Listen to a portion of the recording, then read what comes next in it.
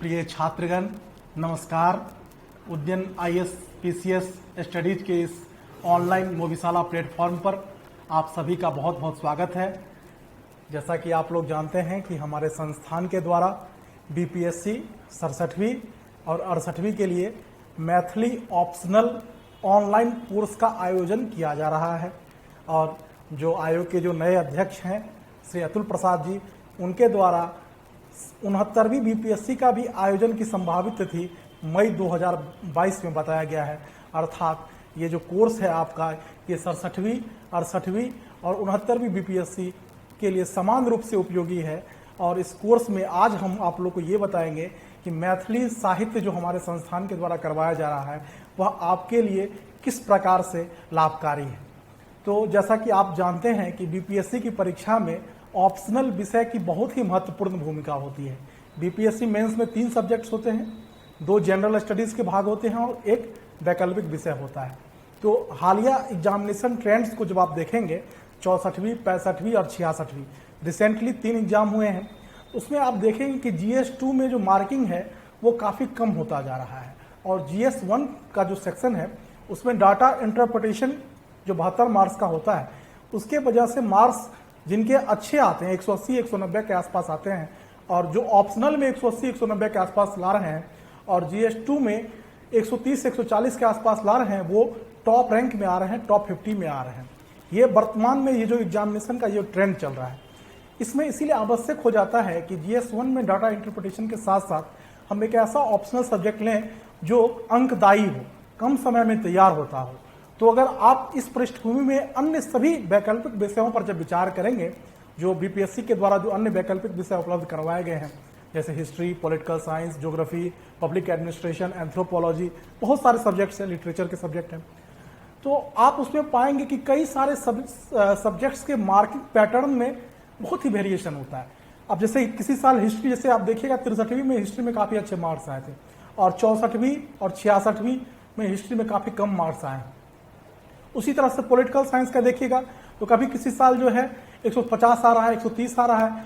अब ऐसे ऐसे लड़के हैं जिनका GS1 में 190 200 तक मार्क्स है और उनका ऑप्शनल एंथ्रोपोलॉजी है, पॉलिटिकल साइंस है, उसमें 120 130 140 नंबर आ रहा है और वो लोग रेस से बाहर हो जा रहे हैं, या अगर सेलेक्ट भी हो रहे हैं तो बहुत ही कम लोअर रैंक्स पे सेलेक्ट हो रहे हैं। तो इस तरह से आप देखिएगा तो अलग अलग ऑप्शनल सब्जेक्ट में बहुत ज़्यादा वेरिएशन है। और वहीं अगर हम मैथिली सब्जेक्ट की बात करें, मैथिली एक वैकल्पिक विषय के तौर पे बात करें, तो मैं आपको अभी कुछ मार्कशीट्स दिखाऊंगा जो 66वीं जो रिसेंटली अभी एग्जाम हुआ है, 65वीं और 64वीं, ये 3 एग्जामिनेशन के कुछ मैंने मार्कशीट लाए हैं। उस मार्कशीट के आधार पर मैं आपको दिखाऊंगा कि मैथिली सब्जेक्ट्स में ओवरऑल हर साल हर एग्जामिनेशन में, चाहे 64वीं हो, 65वीं हो या 66वीं हो, किस तरह से एक बेहतरीन प्रदर्शन किया जा रहा है। क्योंकि मैथिली एक लिटरेचर का सब्जेक्ट है और यहाँ पे जो है सिलेबस काफ़ी कांस्टेंट है, सिलेबस बिल्कुल परिभाषित है और क्वेश्चंस का दायरा भी बहुत ही सीमित है और उसे सीमित दायरे से ही हर बार प्रश्न पूछा जाता है। और जो मूल्यांकन का तरीका है वो भी काफ़ी एस्थेटिक है, काफ़ी बढ़िया है। उसके वजह से हर साल आप औसतन 180 190 नंबर तक ला सकते हैं अगर आप इसमें कम मेहनत के द्वारा भी अच्छा प्रदर्शन कर सकते हैं। मेरे कहने का तात्पर्य यही है कि आप अन्य विषय में जितना अधिक मेहनत करते हैं, सिर्फ पॉलिटिकल साइंस में करते हैं या पब्लिक एडमिनिस्ट्रेशन में करते हैं या हिस्ट्री में करते हैं, उससे 50% कम मेहनत में भी आप 180 से 190 नंबर तक ला सकते हैं और एक अच्छा रैंक बीपीएससी में सिक्योर कर सकते हैं। तो सबसे पहले संस्कृत में एक कहावत है, प्रत्यक्षे प्रमाणम किम, अर्थात प्रत्यक्ष को प्रमाण की क्या जरूरत होती है। तो मैं आपको सबसे पहले कुछ मार्कशीट दिखाता हूं मैथिली ऑप्शनल की और उसके बाद हम इसके बारे में और भी बात करेंगे। तो ये कोर्स मेरे द्वारा करवाया जा रहा है, प्रिंस झा मेरा नाम हुआ और मैं इस उद्यन आईएएस पीसीएस स्टडीज का संस्थापक हूं और ये मेरा खुद भी बीपीएससी और यूपीएससी में एक लंबा अनुभव रहा है, स्वयं इंटरव्यू देने का, परीक्षा में शामिल होने का, और विगत कई वर्षों से मैं इस मैथिली भाषा और साहित्य को पढ़ा रहा हूं और इस कोर्स को आप हमारे द्वारा ये कोर्स करवाया जाएगा और इस कोर्स को परचेज करके आप हमसे डायरेक्ट जुड़ सकते हैं और बीपीएससी में मैथिली ऑप्शनल के माध्यम से एक अच्छा रैंक भी प्राप्त कर सकते हैं। तो आइए सबसे पहले मार्कशीट देख लेते हैं। तो ये ऑनलाइन क्लासेज है और ये हमारा मोविशाला का ऐप आप डाउनलोड करेंगे और ये इंस्टीट्यूट का कोड है UDYA 2022। इस कोड के द्वारा आप एक्सेस कर सकते हैं हमारे लेक्चर सीरीज को।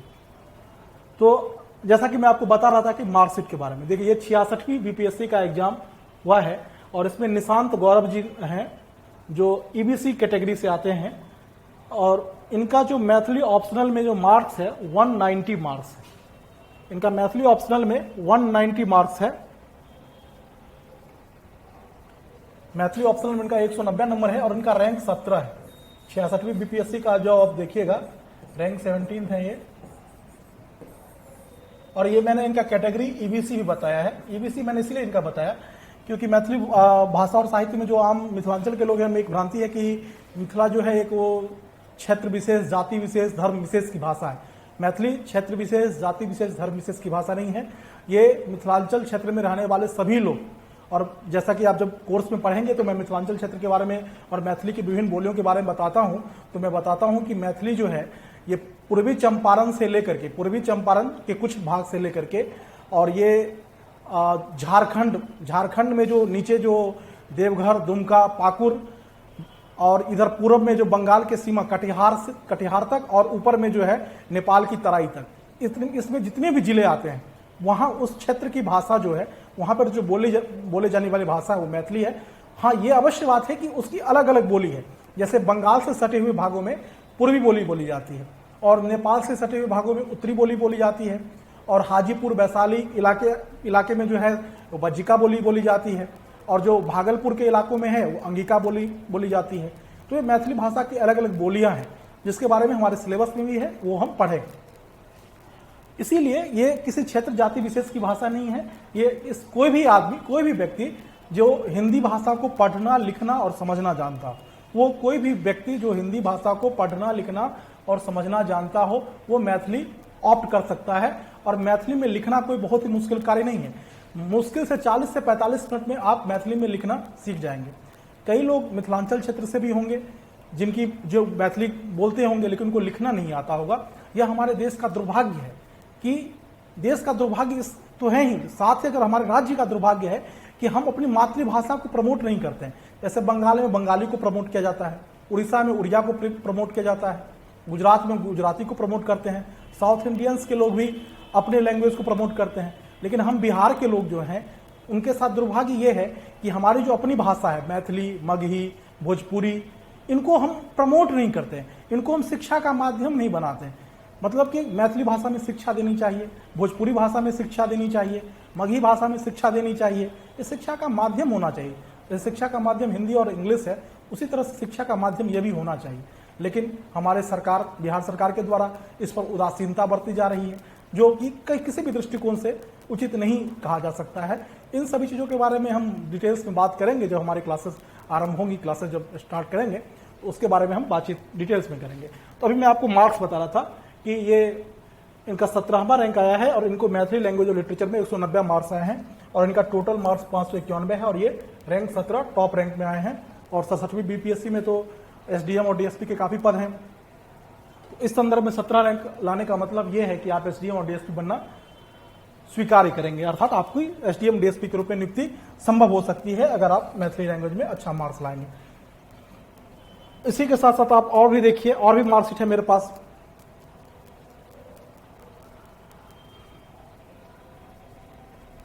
ये गुलशन कुमार झा जी हैं, ये भी 66वीं बीपीएससी में सम्मिलित हुए थे। इनका भी देखिए मैथिली लैंग्वेज और लिटरेचर में 188 मार्क्स है और इनका भी अच्छा रैंक आया है, जबकि इनका इंटरव्यू में थोड़ा कम हो गया था, लेकिन तब भी इन्होंने अच्छा रैंक अगर सिक्योर किया है तो सिर्फ मैथिली और पेपर 1 की वजह से। इसीलिए ऑप्शनल की भूमिका बहुत ही महत्वपूर्ण होती है। आप और भी मार्कशीट देख सकते हैं, और भी मार्कशीट है मेरे पास, ये भी 66वीं का ही है। इन्होंने अपना नाम हाइड कर रखा है और इनके भी मैथिली लैंग्वेज और लिटरेचर में 184 मार्क्स हैं। आप जनरल स्टडीज 2 में देखें, इनका मात्र 97 नंबर है, लेकिन मैथिली लैंग्वेज लिटरेचर उन्होंने अच्छा परफॉर्म किया। अगर आप अन्य विषय में भी परफॉर्म करेंगे, अगर इसके समानांतर, ऐसा तो है नहीं कि आप अन्य विषय में परफॉर्म नहीं करेंगे और सिर्फ मैथिली के बल पर आपका सिलेक्शन नहीं हो जाएगा। मैथिली आपके लिए सहायक है। मैथिली एक मात्र पढ़ के आप सेलेक्ट नहीं हो सकते हैं, ये तो आप खुद भी समझदार हैं, समझते हैं। आपको दोनों GS1 और ऑप्शनल में अच्छा परफॉर्म करना पड़ेगा। हाँ, ये हो सकता है कि आप मैथिली लैंग्वेज लिटरेचर में अगर 190 नंबर तक ले आते हैं और GS1 और GS2 में थोड़ा कम भी हो जाएगा तो आप पास कर सकते हैं। लेकिन सिर्फ और सिर्फ मैथिली के बल पर तो पास नहीं कर सकते, कोई भी ऑप्शनल के बल पे आप पास नहीं कर सकते। आपको हर एक विषय में अच्छा परफॉर्म करना पड़ेगा। मैथिली आपके लिए एक सहायक की भूमिका अदा करेगी। इसी तरह से और भी मार्क्स है। मीनू कुमारी जी का ये भी 66वीं का है, इनका भी देखिए मैथिली लैंग्वेज लिटरेचर में 184 मार्क्स है। इसी तरह से देखिए ये भी हैं ठाकुर जी हैं, इनका भी मैथिली लैंग्वेज लिटरेचर में 182 मार्क्स है। पूजा झा जी हैं, इनका भी उनका 181 मार्क्स है। अस्मित कुमार जी हैं, इनका मैथिली लैंग्वेज लिटरेचर में 182 मार्क्स है। खुशबू जी हैं, इनका 184 मार्क्स है।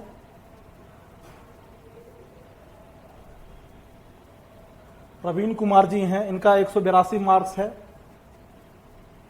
65वीं का देखिए, अब 66वीं का मैंने दिखाया, कुछ मैं 65वीं का भी उदाहरण दे रहा हूं। 65वीं में देखिए रोहित कुमार झा जी हैं, इनका 183 मार्क्स है। अब इनका देखिए पेपर 1 में 155 है, पेपर 2 में 111, दोनों में कम है, लेकिन सिर्फ देखिए मैथिली के बल पे इनका इंटरव्यू कॉल हो गया। तो इस तरह से आप देख सकते हैं कि मैथिली कितना इंपॉर्टेंट है और कितने आसानी से आपको ये अंक दिला सकता है अगर आप इसमें मतलब मेहनत करते हैं तो। इसमें देखिए मैथिली में इनका 181 है। 65वीं का ये मार्कशीट है, ये भी है, इनका भी जो है 185 नंबर मैथिली ऑप्शनल में है। और ये कुछ 64वीं के मार्कशीट हैं, इसमें इनका 191 नंबर है मैथिली में, 184 नंबर है इनका मैथिली में, 183 नंबर इनका मैथिली में है। और ये 64वीं का ही है, 64वीं 64th combined competitive exam. Pankaj Kumar Jha ji हैं, 191 नंबर लाए हैं मैथिली में 64वीं में। और ये कृष्णा कुमार हैं, इनका 180 मार्क्स है मैथिली में 64वीं में, इनका भी 180 नंबर है 64वीं में। तो इस तरह से आप देख लिए कि ये मैंने आपको दिखाया कि किस तरह से हमारा जो है मार्क्स अभी तक आए हैं 66वीं, 65वीं और 64वीं में, किस तरह से मैथिली भाषा और साहित्य में मार्क्स का विश्लेषण मैंने किया। तो यहाँ पर मैं आपको ये बता दूं कि ये क्लासेज आपकी ऑनलाइन होंगी और ऑनलाइन का क्लास का एक ये माध्यम विशिष्टता है कि आप इसमें जो ऑफलाइन क्लास में आपके आने जाने में अगर माने 2 घंटे की क्लास है तो 1 घंटा आपको आने जाने में लग जाता है। इसके अलावा वहाँ पर विषय से विषयांतर होने की काफ़ी संभावना होती है और जो मूल पढ़ाई है वो मुश्किल से आपकी 1 घंटा की हो पाती है और 3 से 3.5 4 घंटे आपको बर्बाद हो जाते हैं। यहाँ पर आपको ऑनलाइन क्लासेस की सुविधा मिलेंगी, साथ ही डाउट क्लियर करने के लिए भी यहाँ पर जो है व्हाट्सएप के माध्यम से, ईमेल के माध्यम से, फोन के माध्यम से, वॉइस कॉल, वॉइस मैसेज के माध्यम से आप हमसे कांटेक्ट कर सकते हैं, हमारी टीम से कांटेक्ट कर सकते हैं और डाउट क्लियर हो जाएगा। और दूसरी बात यह है कि मैथिली एक एस्थेटिक विषय है, यहाँ पर कोई सिलेबस में वेरिएशन नहीं होता है और यहाँ पर क्वेश्चन का दायरा भी सीमित है, तो जो हम पढ़ाएंगे उसी में से प्रश्न आएगा। तो उसके लिए बहुत ज़्यादा परेशान होने की आवश्यकता नहीं है और जितना पढ़ाया जाएगा उसको आप समझ लेंगे, उसको याद कर लेंगे, उसको लिखने का प्रैक्टिस कर लेंगे और एग्जाम में लिखाना है। उसमें और बहुत ज़्यादा परेशान होने की बात नहीं, कोई मैथमेटिक्स, फिजिक्स, केमिस्ट्री जैसा कोई सब्जेक्ट नहीं है। ठीक है, तो इसका सिलेबस भी बहुत छोटा है। सिलेबस जो है अगर अन्य विषय जैसे लिटरेचर में तो और भी, जैसे हिंदी की लिटरेचर है, संस्कृत लिटरेचर है, उसमें क्या है कि उसका सिलेबस बहुत बड़ा है, उसके तुलना में मैथिली का सिलेबस बहुत छोटा है। और इसको अगर बीपीएससी के पॉइंट ऑफ व्यू से देखें तो 15 से 20 दिन में भी तैयार किया जा सकता है, बीपीएससी के पॉइंट ऑफ व्यू से, एग्जामिनेशन पास करने के लिए दृष्टिकोण से। और बीपीएससी के पूरे सिलेबस को अगर पढ़ना है मैथिली का तो उसमें करीब 30 से 40 दिन का टाइम लग जाएगा। और क्योंकि बीपीएससी में आपको विकल्प बहुत ज्यादा होते हैं, प्रश्न में 12 में से मात्र 6 प्रश्न लिखने हैं, अगर उस पॉइंट ऑफ व्यू से करें तो 15 से 20 दिन में भी आपका ये पूरा कोर्स जो है ये एग्जामिनेशन पास करने और अच्छे अंक लाने के दृष्टिकोण से किया जा सकता है। और बीपीएससी का पूरा सिलेबस अगर आपको करना है तो 35 से 40 दिन आपको लग जाएगा। तो ये कोर्स जो हमारा चल रहा है ये नवंबर के अंतिम सप्ताह तक, यानी नवंबर, आपका दिसंबर लास्ट में 67वीं का एग्जाम है, तो मेरा ये प्रयास रहेगा कि नवंबर के 3य या 4th सप्ताह तक ये आपका पूरा मैथिली का A to Z बीपीएससी का सिलेबस आपका कंप्लीट करा दिया जाए। साथ ही इसमें मैं टेस्ट भी आयोजन करूंगा और आप टेस्ट की प्रैक्टिस के द्वारा कंटिन्यूस टेस्ट देकर के, हर एक सेक्शन का अलग अलग टेस्ट देकर के, उसको राइटिंग प्रैक्टिस करके, उसको इवेल्युएट करवा के आप अपना अंक, अपना प्रदर्शन मूल्यांकन करवा के परीक्षा में अच्छा कर सकते हैं। तो इसका सिलेबस देखिए, इसमें सिलेबस में क्या है कि पहला जो इसमें है मैथिली भाषा और साहित्य में मैथिली भाषा का इतिहास है। ठीक है, तो मैथिली भाषा के इतिहास में मैथिली भाषा का उद्गम, मतलब मैथिली भाषा का उद्गम कैसे हुआ है, उत्पत्ति कैसे हुई है। भारोपीय भाषा परिवार से मैथिली की उत्पत्ति हुई है, भारोपीय भाषा परिवार से। फिर वही कहे दूसरा है कि भारोपीय भाषा परिवार में मैथिली का स्थान कैसे निर्धारित करेंगे। इसके बाद मैथिली भाषा का ऐतिहासिक विकास क्रम, कि मैथिली भाषा जो है, मैथिली भाषा का पहला साहित्य 1324 में लिखा गया है, वर्ण रत्नाकर लिखा गया है जेतुरेश्वर ठाकुर के द्वारा। आज 2022 है, तो 1324 ईस्वी से लेकर 2022 ईस्वी तक, अर्थात वर्तमान तक जो है मैथिली की क्या यात्रा रही है, मैथिली की भाषा की किस प्रकार से यात्रा रही है, किस प्रकार मैथिली जो है भारोपीय भाषा परिवार से अबहट होते हुए मैथिली वर्तमान अस्तित्व तक आई है, उन सभी का इसमें क्रमिक अध्ययन करेंगे। मैथिली की अलग अलग बोलियां क्या है उसका अध्ययन करेंगे, और मानक मैथिली भाषा की क्या विशेषता। अर्थात ये 6 टॉपिक आप देख रहे हैं, इस 6 टॉपिक से आपके 3 प्रश्न आएंगे, इस 6 से 3 प्रश्न आएंगे। और मैथिली का साहित्य का इतिहास है, और इस मैथिली साहित्य के इतिहास से 3 प्रश्न आएंगे। ठीक है, और ये सेक्शन 1 में 6 प्रश्न आएंगे, सेक्शन 1 में 6 प्रश्न आते हैं, उसमें 3 प्रश्न भाषा के इतिहास से और 3 प्रश्न साहित्य के इतिहास से, और आपको इसमें से 3 लिखना होता है, 6 में से 3 लिखना होता है। अर्थात आप केवल भाषा का इतिहास भी कर लेंगे तो आप 3 प्रश्न लिखने में सक्षम होंगे। अर्थात मात्र 50% सिलेबस पढ़कर भी आप तीनों के 3 प्रश्न लिख सकते हैं। उसी तरह से जो है सेक्शन 2 जो है, जो सेक्शन 2 है, सेक्शन 2 जो है आपका,